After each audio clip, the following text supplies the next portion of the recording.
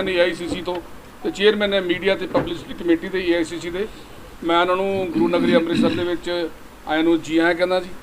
ਔਰ ਸਾਡੇ ਨਾਲ ਹੀ ਸਾਡੇ ਵਿਪਨ ਮਿਸ਼ਰਾ ਜੀ ਮੀਡੀਆ ਕੋਆਰਡੀਨੇਟਰ ਪੰਜਾਬ ਦੇ ਜਿਹੜੇ ਲੱਗੇ ਨੇ ਉਹ ਵੀ ਆਏ ਨੇ, ਉਹਨਾਂ ਨੂੰ ਮੈਂ ਜੀ ਆਇਆਂ ਕਹਿੰਦਾ। ਸਾਡੇ ਵਿੱਚ ਸਾਡੇ ਪ੍ਰਧਾਨ ਆਸ਼ੂ ਜੀ, ਹੋਰ ਵੀ ਜਿੰਨੇ ਸਾਰੇ ਸੱਜਣ ਨੇ, ਸਾਰੇ ਲੋਕਲ ਖੜੇ ਨੇ, ਸਾਡੇ ਸਾਰੇ ਇੱਥੇ ਬੈਠੇ ਨੇ। मैं उन्होंने ਵੱਲੋਂ आप जी ਨੂੰ आपको बहुत बहुत धन्यवाद करता हूँ। इनका समय मैं पहले भी ज़्यादा ले चुका हूँ, दिल से माफ़ी। मैं लेट हुआ उसके लिए मैं हाथ जोड़कर आपसे माफ़ी मांगता हूँ। काफ़ी राज्यों में घूमते हुए मेरी किस्मत में आज ये लिखा था और मुझे लगता है किस्मत अच्छी है मेरी कि मैं गुरु नगरी में आ पाया और आप लोगों के बीच आ पाया। पूरे देश का माहौल, एक बदलाव की हवा चल रही है पूरे देश में, और देश में लोगों के मन में बहुत गुस्सा है, दुख है और चिंता है। गुस्सा इस बात का कि जितनी 10 साल में काम होने चाहिए थे, जो सवाल लोगों के मन में है कि नौकरियां क्यों नहीं लगी, महंगाई क्यों है, किसानों के साथ क्यों अत्याचार हो रहा है, महिलाओं के साथ क्यों इतना अत्याचार हो रहा है, ये सब सवालों के जवाब नहीं मिल रहे। प्रधानमंत्री जी जहाँ जाते हैं भाषण देते हैं, नेहरू जी की बुराई करनी शुरू करते हैं, राहुल गांधी तक की बुराई करते हैं। उसके अलावा कुछ अपने रिपोर्ट देने के लायक कुछ नहीं है कि आपने क्या किया 10 साल में। आपको 10 साल लोगों ने जिताया, आशीर्वाद दिया, उस कुर्सी तक पहुंचाया, तो वहाँ बैठकर जो आपकी जिम्मेदारियां थी क्या वो आपने पूरी की, ये जानने का हक हमारे वोटर को है, अमृतसर के वोटर को है, पंजाब के वोटर को है, पूरे देश के वोटर को। लेकिन वो जवाब नहीं देते। जवाब देने की बजाय उल्टा आंख दिखाते हैं, कोई सवाल पूछ ले उसको जेल भेज देंगे। तो ये तो पंजाब कभी बर्दाश्त कभी किया नहीं पंजाब ने, और ना अब बर्दाश्त करेगा। लोकतंत्र है, संविधान से चलता है लोकतंत्र, जिसमें प्रधानमंत्री की भी एक जिम्मेदारी बनती है। वो जिम्मेदारियां पूरी करती हुए नहीं दिख रहे। लोगों के मन में दुख इस बात का है कि लोगों को लगता है हमारे साथ धोखा हुआ, किसानों को लगता है उनके साथ धोखा हुआ, नौजवान जो बेरोज़गार हैं उनको लगता है उनके साथ धोखा हुआ। मैं ये आंकड़ा जब सुनाता हूँ सब जगह तो मुझे खुद बोलते हुए दुख होता है कि इस देश में 1 घंटे में 2 नौजवान आत्महत्या कर रहे हैं। एक दिन में 24 घंटे में 30 किसान आत्महत्या कर रहे हैं, और 1 घंटे में 4 औरतों की अस्मत लूटी जा रही है। ये आंकड़ा दिल दहला देता है। ये आंकड़ा अगर किसी देश के प्रधानमंत्री के सामने रखें टेबल पर, तो उस प्रधानमंत्री को फिर नींद नहीं आनी चाहिए। उस प्रधानमंत्री को प्रचार में जाने से पहले सोचना चाहिए कि मैं क्या जवाब दूंगा। लेकिन ये हमारे ऐसे विरले प्रधानमंत्री हैं, न इनसे पहले कोई ऐसा प्रधानमंत्री आया, न कोई इनके बाद कभी आएगा, जो बहुत बेशर्मी से झूठ बोलते हैं।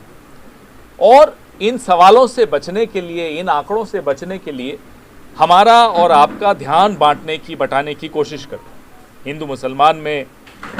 और अगर किसान दिल्ली तक आने की हिमाकत कर दें तो किसानों को देश विरोधी, राष्ट्र विरोधी, खालिस्तानी कुछ भी कह देंगे, लेकिन किसानों को देश की राजधानी में नहीं आने देंगे। ये भूल जाते हैं कि इन्हीं किसानों के वोट से आप खुद गुजरात से देश की राजधानी में आकर राज कर रहे हैं, राजा बने हुए घूम रहे हैं।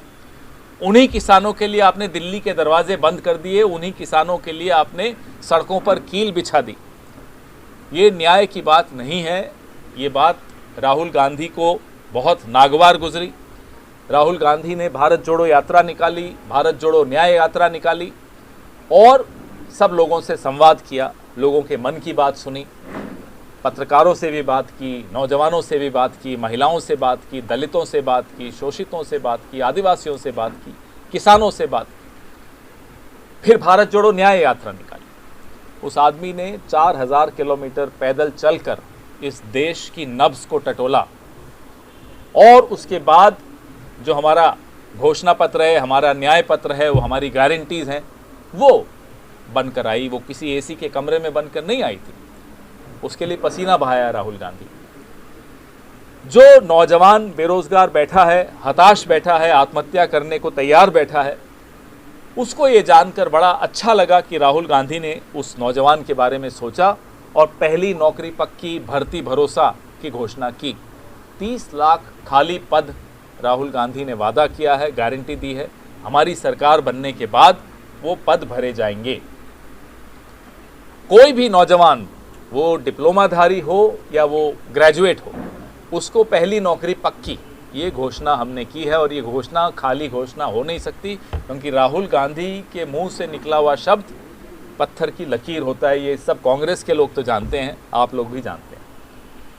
महिलाओं की स्थिति बहुत खराब हुई, महंगाई की वजह से हुई। गृहिणियों की स्थिति बहुत खराब हुई। 400 रुपये का सिलेंडर 1100 में बिकता है। ये कोविड के पहले भी स्थिति ऐसी ही थी, कोविड के बाद और ख़राब हुई। छोटा व्यापारी तबाह हो गया, छोटे छोटे उद्योग खत्म हो गए। ये सब सोचते हुए ये तय हुआ कि महालक्ष्मी योजना हो, गरीब परिवारों की महिला के खाते में हर साल 1 लाख रुपया डाला जाएगा। बहुत महत्वपूर्ण घोषणा है, बहुत महत्वपूर्ण गारंटी है।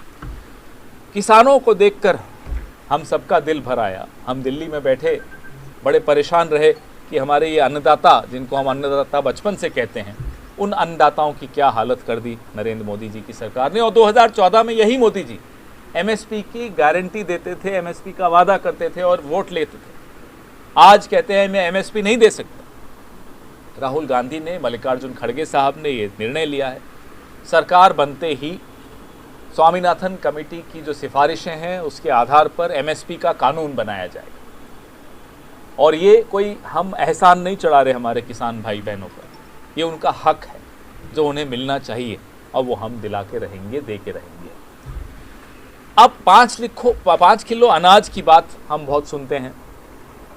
डॉक्टर मनमोहन सिंह की सरकार थी, मुझे अच्छी तरह याद है 2013 में ये कानून पास हुआ, भोजन का अधिकार। वो कानून जब कोविड हुआ तो नरेंद्र मोदी को वो कानून याद आया जिसकी बड़ी निंदा की थी उन्होंने, और 5 किलो अनाज लोगों को मुफ्त देना शुरू किया।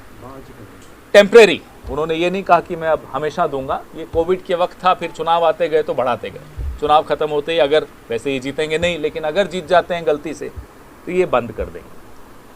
खड़गे साहब ने परसों घोषणा की, 3 दिन पहले घोषणा की कि इस 5 किलो को हम 10 किलो करेंगे, और ये चुनाव से, कोविड से किसी से संबंधित नहीं है, ये हम देते रहेंगे। क्योंकि आज सहारे की ज़रूरत है, देश को सहारे की ज़रूरत है, देश को सरकार के सहारे की ज़रूरत है।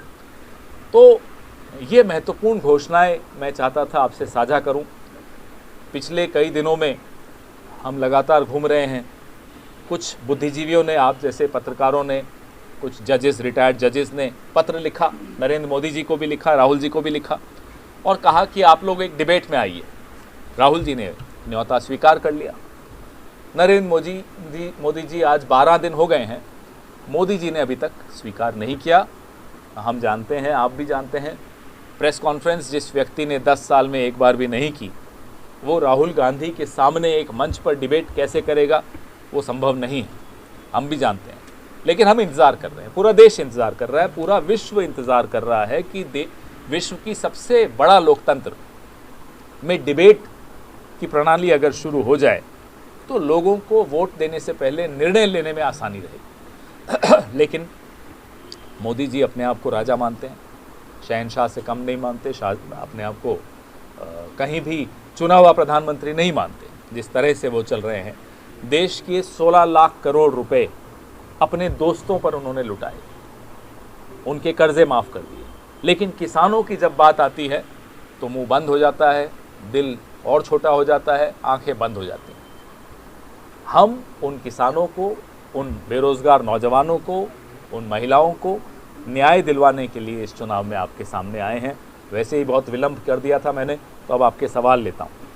क्या कांग्रेस सरकार ने 30 लाख नौकरी तो आपने सारे देश के लिए, नशे की बात करूँगा तो आप कहेंगे कि बेरोजगारी की वजह से नशा है, और नशा अगर 30 लाख तो सारे इंडिया का जो है नौजवान 30 लाख आप जॉब देंगे। पंजाब में इसका क्या पार्टिसिपेशन रहेगा?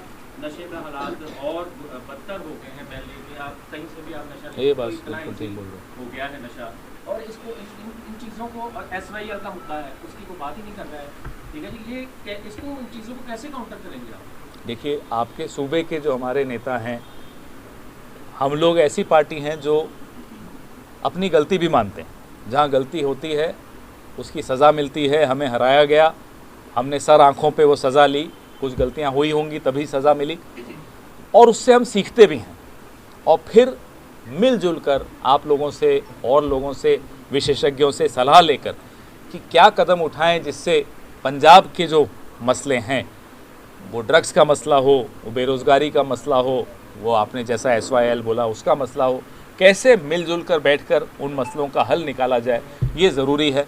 लेकिन हम अपने कमरों में बैठकर बिना सलाह मशवरा लिए कोई निर्णय लें, तो आपने देखा कैसे 3 काले कानून मोदी जी लाए बिना सलाह लिए किसी से।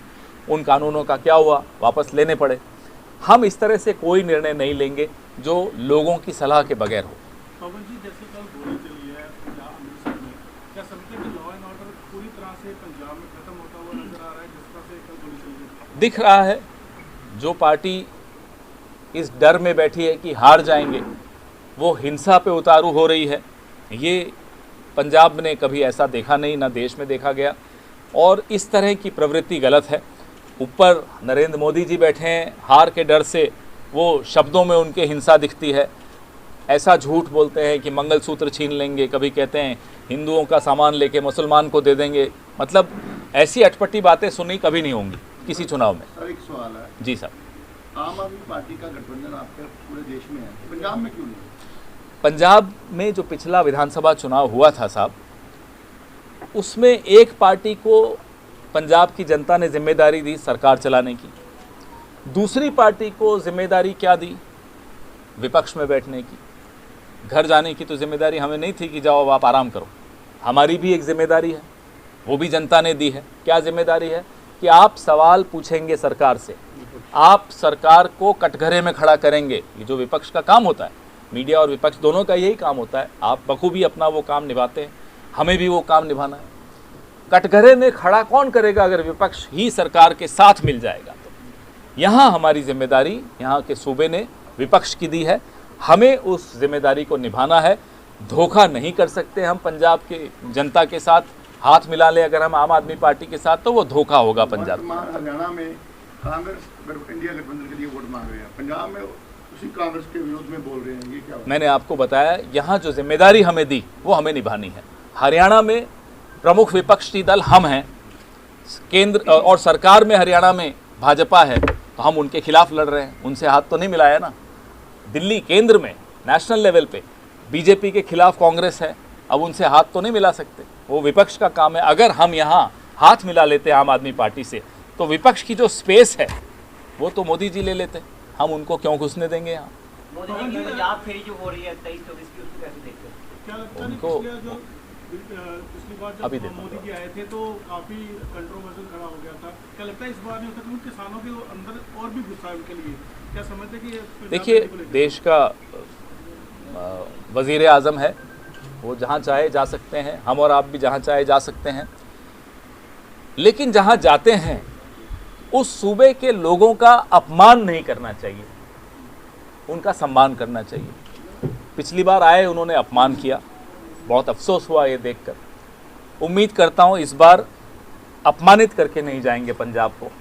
वैसे वो जहाँ भी जा रहे हैं, जितना बार वो मुंह खोलते हैं उतना कांग्रेस की सीटें बढ़ा देते हैं। हमारे सबसे बड़े स्टार कैंपेनर नरेंद्र मोदी हैं आजकल। इसका क्या बेनिफिट मिलेगा पंजाब में? किसको? मोदी जी आएंगे तो हमें बिल्कुल बेनिफिट मिलेगा। वो जहाँ गए हमारी सीटें बढ़ाएंगे। केजरीवाल बोलते हैं इंडियन एलायंस की गवर्नमेंट बड़ी तो मुझे जेल नहीं जाना पड़ेगा, इसमें क्या कितनी सच्चाई?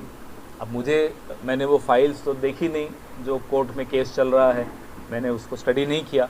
जो न्यायिक प्रक्रिया होती है वो न्यायिक प्रक्रिया अलग होती है, उसमें तो मुझे नहीं लगता कोई हस्तक्षेप करता। कांग्रेस का बड़ा लीडर पंजाब में आएगा? बिल्कुल आएंगे लगातार। अब आने वाले हफ्ते में आपको हमारे कई नेता भी कर सकते हैं कि विजिट, क्योंकि गोल्डन टेम्पल में बहुत लंबा से उन्होंने सेवा भी की, आए थे, सेवा की थी उन्होंने। क्या दोबारा आएंगे इलेक्शन? उनका मन बहुत है। अब यहाँ के लोग व्यवस्था कितनी कर सकते हैं बुलाने लायक, ये तो अब यहाँ की लीडरशिप तय करे। नवजोत सिंह सिद्धू जो है वो काफी दूर लग रहे हैं अभी चुनाव में, यहाँ पर लड़ते भी रहे, चुनाव में लड़ते रहे, क्या कारण क्या समझते हैं उनकी उनका? मैं आज जाना भी चाहता था, मैं अभी बात भी करूंगा उनसे, क्योंकि उनकी हमारी जो भाभी हैं डॉक्टर सिद्धू, उनकी वाइफ, उनकी तबीयत ठीक नहीं है। 15-20 दिन पहले मेरी बात हुई थी, मैं फिर बात भी करूंगा। हम लोग सब उनके साथ खड़े हैं, उनको मजबूती देंगे और उम्मीद करते हैं उनकी वाइफ जल्दी ठीक हो। पवन जी, कांग्रेस के अकाउंट फ्रीज कर दिए जाते हैं। नरेंद्र मोदी अब कहते हैं कि कांग्रेस सत्ता में आई तो राम मंदिर को गिरा दिया जाएगा। तो आपने कहा कि हमारे स्टार कैंपेनर हैं मोदी जी, तो क्या आपको लगता है कि INDA की सरकार आएगी? इंडिया बोलिए ना, पूरा इंडिया बोलिए ना, INDA नहीं, मैं इंडिया बोला, मैं नहीं लगाता डॉट, मैं तो इंडिया ही बोलता हूँ। हमें तो गर्व है इंडिया पे और मोदी जी को नहीं है, आपको भी है गर्व, मुझे मालूम है। इंडिया की सरकार बनने जा रही है। ये जो अटपटी बातें मोदी साहब के मुंह से निकल रही हैं, मैंने आपको प्रेस वार्ता में बताया कि क्यों बोल रहे हैं वो अटपटी बातें, क्योंकि उनके पास जवाब आपके सवालों के नहीं है, हमारे सवालों के नहीं है, जनता के सवालों के नहीं। इसलिए एक दिन मैंने उनका भाषण सुना तो बोले कांग्रेस ने सब कुछ मुसलमानों को दे दिया 70 साल में। दूसरे दिन एक जगह भाषण सुना तो बोले मुसलमानों के लिए तो कांग्रेस ने कुछ किया ही नहीं। 24 घंटे में पलट गए। फिर मंगलसूत्र तो आप सबने सुना और हम सब हैरान हुए, क्या बोल रहे हैं, बिना हमारा मैनिफेस्टो पढ़े कहीं मैनिफेस्टो में मंगलसूत्र का नाम लिखा हो, या कोई पार्टी ऐसा कहेगी या करेगी कि मंगलसूत्र छीन के किसी को दे दें। अब ऐसी अटपटी बात, आप कहते हैं मंदिर गिरा देंगे। ये इनकी मानसिकता क्या है, ये बुलडोज़र चलाने की, गिराने की, ये मानसिकता तो सिर्फ इन्हीं की है।